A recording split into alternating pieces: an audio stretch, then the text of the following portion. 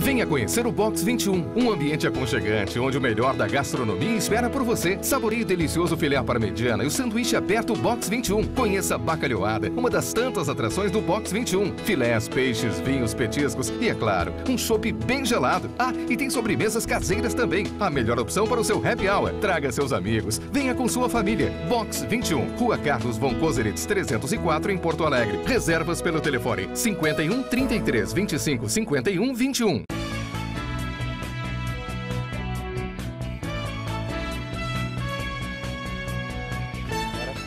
O Júlio Fernandes vai nos contar o que é como é que surgiu o vinho Madeira, que foi por acidente, né? E que é chamado também do vinho Torna-Viagem, né? Exatamente.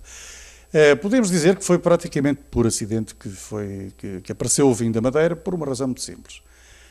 Os navegadores portugueses, que foram, como toda a gente sabe, os primeiros, ou dos primeiros, juntamente com a Espanha, a fazer as grandes viagens marítimas, aqueles que primeiro se vieram para o Atlântico, e descobriram, primeiramente, a Ilha da Madeira, já foi referido.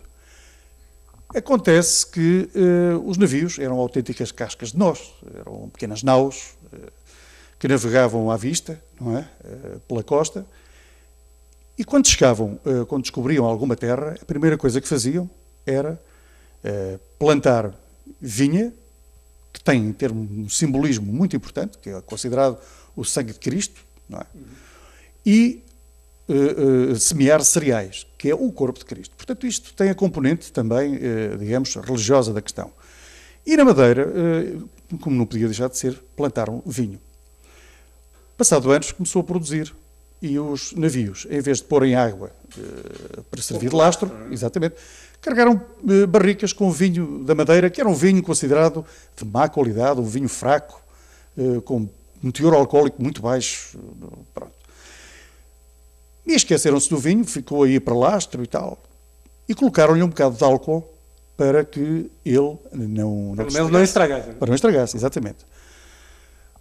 E andaram. E como se sabe, estas viagens demoravam 1 ano, 2 anos, 3 anos, porque os navios normalmente partiam de Portugal, percorriam a costa da África, depois passaram a subir para a Índia, até ao Japão, e retornavam normalmente pelo Brasil, América do Norte, e iam para a Inglaterra, Portugal. Portanto, toda esta viagem, digamos assim, fazia-se e os comerciantes iam fazendo trocas.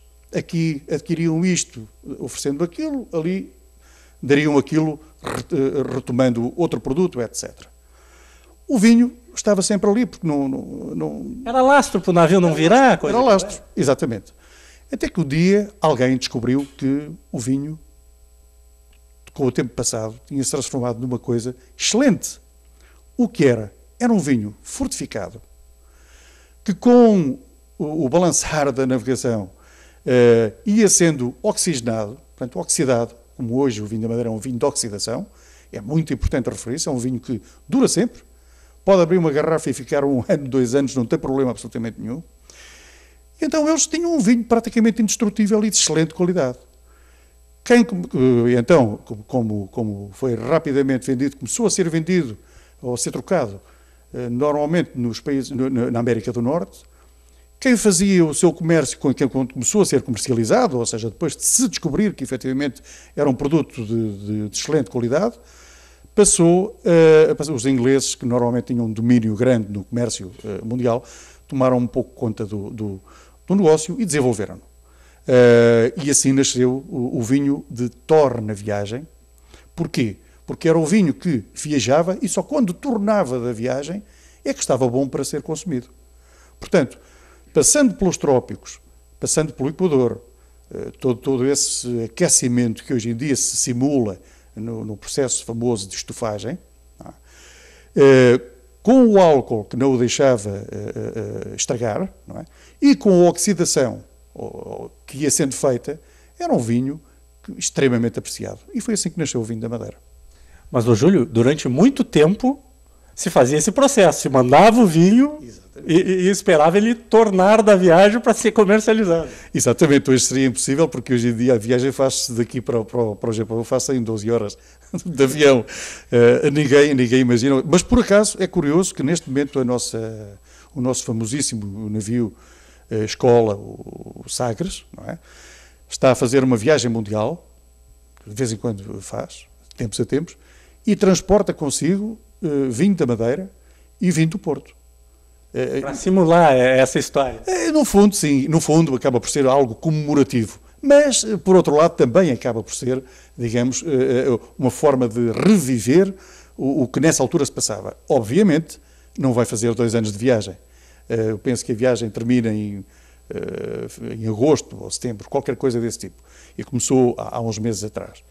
Mas efetivamente, faz parte da história de Portugal e considerando ainda que a região demarcada do vinho da Madeira é com o Porto é mais antiga, mas o vinho da Madeira, a região demarcada do vinho da Madeira é das mais antigas do mundo. Sim, e só a empresa de vocês é de 1870, então é muito tempo. É muito tempo. E considerar que quase todas, aliás, as empresas mais velhas são provavelmente todas dessa altura, porque era quando se constituía enquanto empresa, porque antes disso não seriam empresas, mas seriam associações comerciais que acabavam por fazer o trading, normalmente, como eu digo, encabeçado pelos ingleses. Aliás, é uma história muito curiosa, que faz parte hoje em dia da arquitetura, digamos, da arquitetura da Madeira, que é os torreões que existiam nas casas. As casas tinham um torreão mais alto. Esse torreão era chamado o avista-navios. Esse avista-navios era precisamente para isso, ou seja, ficavam aí pessoas, viam os navios aproximar-se, os navios mercantis, e quem primeiro gritava era o dono da troca comercial, e ficava com aquela carga. E então o vinho da Madeira era assim que era comerciado. Portanto, daí as casas começarem em 1870, 1850, 1880, por aí.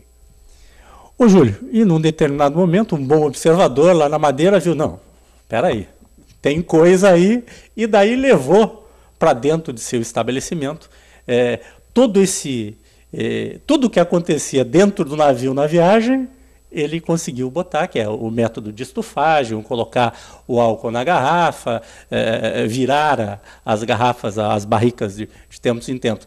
Levaram, e surgiu daí a Justinos lá em 1870, e tu tens aqui uma maravilha para nos mostrar aí por onde tu quer começar. Podemos começar por aqui. Isto é uma parte da totalidade dos vinhos. Isto é um vinho, um seco de 3 anos. Basicamente há 4 variedades. Há o seco, o meio seco, o doce e o meio doce. Mas vulgarmente, ou é muito mais normal, comerciar-se o seco e o doce. O seco como aperitivo e o doce como um vinho de sobremesa, um vinho de aftertasting. E tem muita gente que coloca o vinho Madeira também na alimentação, na comida, né? Muitos chefes de cozinha. Qual é o que usa, o seco ou o doce?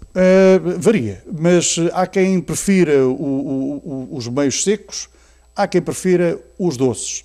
Eu pessoalmente, e também faço as minhas brincadeiras, prefiro o doce para a cozinha.